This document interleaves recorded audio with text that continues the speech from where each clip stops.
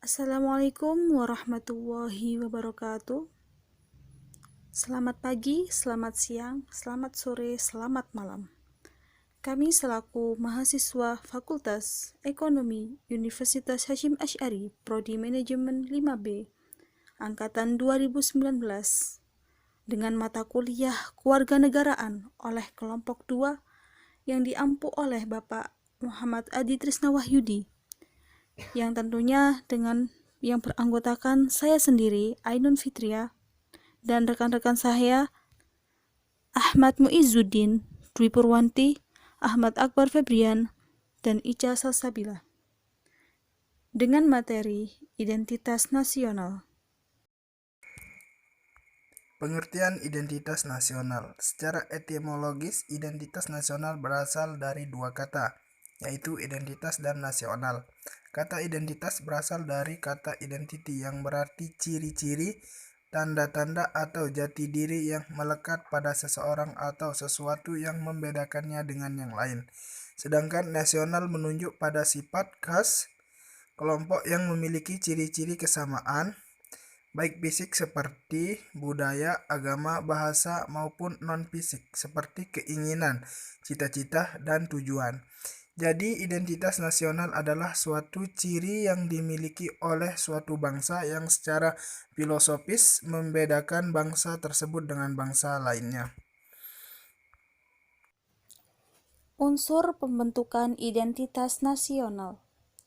Unsur pembentukan identitas nasional oleh Dede Rosyada dan kawan-kawan tahun 2005 menjelaskan bahwa unsur pembentukan identitas nasional Indonesia merujuk pada suatu bangsa yang majemuk. Kemajemukan itu merupakan dari unsur pembentukan identitas nasional, yaitu 1. Suku bangsa. Di sini, suku bangsa merupakan golongan sosial yang khusus yang bersifat askriptif atau ada sejak lahir, yang sama coraknya dengan golongan umur dan jenis kelamin. Di Indonesia, terdapat banyak sekali suku bangsa atau kelompok etnis dengan tidak kurang dari 300 dialek bahasa. Kedua, agama. Bangsa Indonesia dikenal sebagai masyarakat yang agamis. Agama yang tumbuh dan berkembang di Nusantara adalah Islam, Kristen, Katolik, Buddha, dan Konghucu. Yang ketiga, kebudayaan. Di sini, kebudayaan merupakan pengetahuan manusia sebagai makhluk sosial yang isinya adalah perangkat-perangkat atau model-model pengetahuan yang secara kolektif digunakan oleh pendukung-pendukungnya untuk menafsirkan dan memahami lingkungan yang dihadapi dan digunakan sebagai rujukan atau pedoman untuk bertindak dalam bentuk kelakuan dan benda-benda kebudayaan. Sesuai dengan lingkungan yang dihadapi, intinya kebudayaan adalah patokan nilai-nilai etika dan moral, baik yang tergolong sebagai yang ideal atau yang seharusnya, atau worldview, maupun yang operasional dan aktual dalam kehidupan sehari-hari atau etos. Terdapat ratusan kebudayaan bangsa Indonesia yang membentuk identitasnya sebagai bangsa yang dilahirkan dengan kemajemukan identitasnya. Yang keempat, bahasa. Bahasa merupakan unsur pendukung identitas nasional. Di Indonesia terdapat beragam bahasa daerah yang mewakili banyaknya suku-suku bangsa atau etnis. Pada tahun 1928, bahasa Melayu mengalami perkembangan yang luar biasa. Pada tahun tersebut, melalui peristiwa Sumpah Pemuda Indonesia, para tokoh pemuda dari berbagai latar belakang suku dan kebudayaan menetapkan bahasa Indonesia sebagai bahasa persatuan. Yang selanjutnya yakni identitas nasional Indonesia. Ideologi yang dianut oleh suatu negara menjadi salah satu bentuk identitas negara tersebut. Kailen sebagaimana diikuti oleh Holisin 2012 menjelaskan bahwa Pancasila sebagai dasar kehidupan kebangsaan dan kenegaraan merupakan identitas nasional Indonesia. Dalam hal ini, ideologi Pancasila merupakan bentuk identitas nasional Indonesia. Identitas nasional berdasarkan ketetapan Undang-Undang 1945 adalah 1. Pasal 35, bendera negara Indonesia adalah sang merah putih. 2. Pasal 36, bahasa negara ialah bahasa Indonesia. 3. Pasal 36A, lambang negara ialah Garuda Pancasila dengan semboyan Bhinneka Tunggal Ika. 4. Pasal 36B, lagu kebangsaan ialah Indonesia Raya. Berikut beberapa bentuk identitas nasional Indonesia, yaitu 1. Bahasa nasional atau bahasa persatuan, yaitu bahasa Indonesia. Bahasa Indonesia berawal dari bahasa Melayu yang digunakan sebagai bahasa pergaulan yang kemudian diangkat sebagai bahasa nasional pada tanggal 28 Oktober 1928. Sebuah negara tanpa bahasa pasti sangat sulit bagi warga-warga atau masyarakat di dalamnya untuk saling berkomunikasi. Maka di sini, di bahasa persatuan ini telah ditetapkan bahwa bahasa Indonesia merupakan bahasa nasional di Indonesia. Karena seperti yang telah kita ketahui bahwasanya di negara Indonesia sendiri banyak sekali terdapat bahasa. Seperti contoh bahasa Madura, bahasa Dayak, bahasa Kalimantan, Lombok, Jawa, dan sebagainya. Jadi apabila contohnya seumpama orang Madura ketemu orang Jawa, ketika mereka menggunakan bahasa masing-masing daerah mereka, akan sulit dilakukan sebuah komunikasi. Jadi di sini bahasa nasional ditetapkan sebagai alat untuk saling berkomunikasi satu sama lain. Yang kedua, bendera negara. Bendera negara Indonesia yaitu sang merah putih. Warna merah berarti berani dan putih berarti suci. Bendera merah putih pertama kali dikibarkan pada tanggal 17 Agustus tahun 1945, namun telah ditunjukkan pada peristiwa Sumpah Pemuda. Jadi, di sini bendera negara telah ditetapkan sebagai bentuk dari identitas suatu negara tersebut. Yang ketiga, lagu kebangsaan Indonesia, yaitu Indonesia Raya.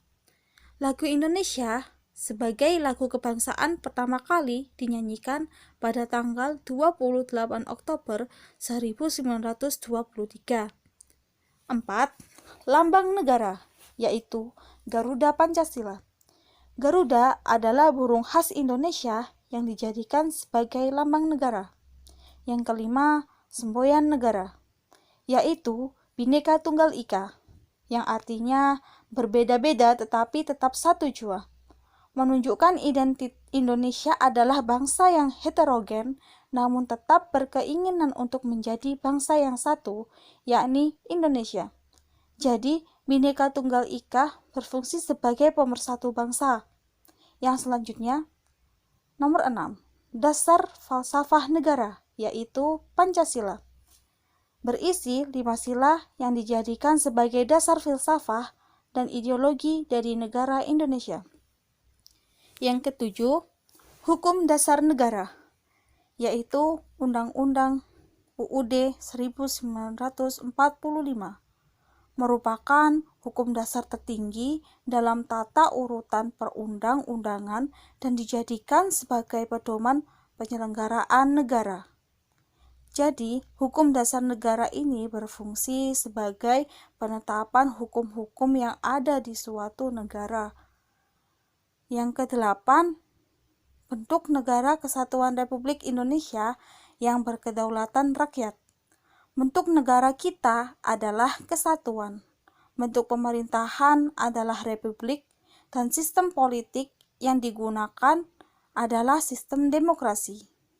Yang kesembilan, konsepsi wawasan Nusantara. Sebagai cara pandang bangsa Indonesia mengenai diri dan lingkungannya yang serba beragam dan memiliki nilai strategis dengan mengutamakan persatuan dan kesatuan bangsa, serta kesatuan wilayah dalam menyelenggarakan kehidupan bermasyarakat, berbangsa, dan bernegara untuk mencapai tujuan nasional.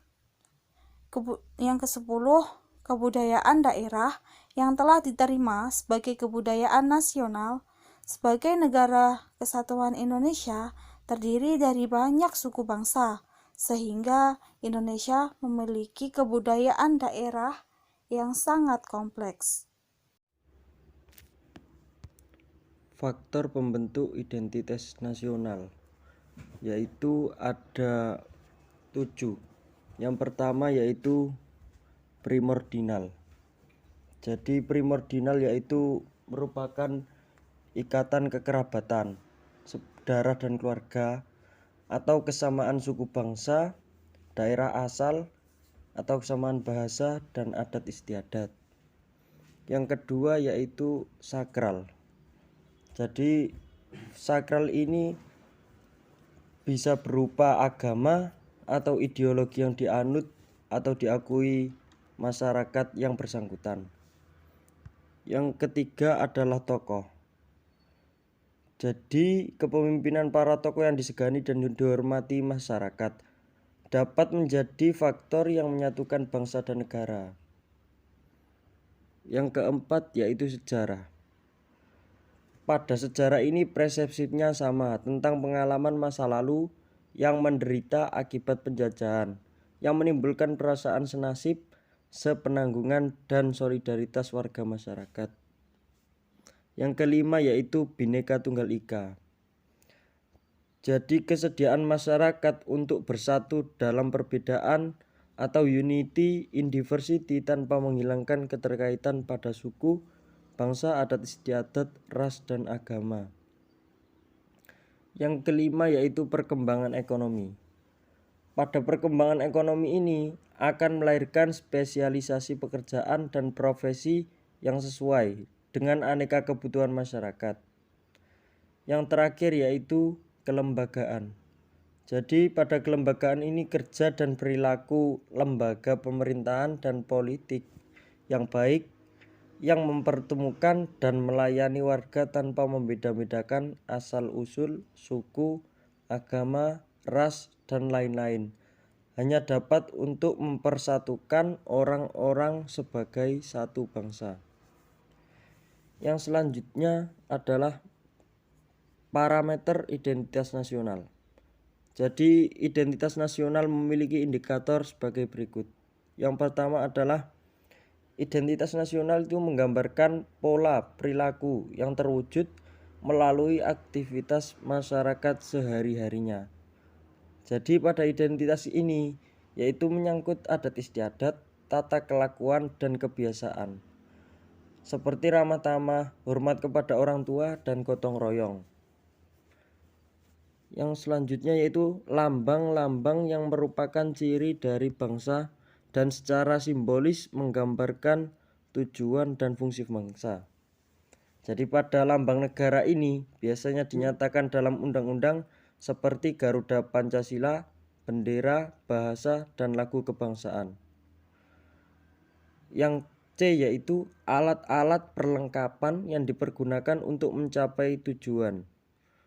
Jadi alat-alat ini seperti bangunan, teknologi, dan peralatan manusia. Karena identitas ini berasal dari alat perlengkapan bangunan seperti tempat ibadah, borobudur, prambanan, masjid, dan gereja. Yang D yaitu tujuan yang ingin dicapai suatu bangsa.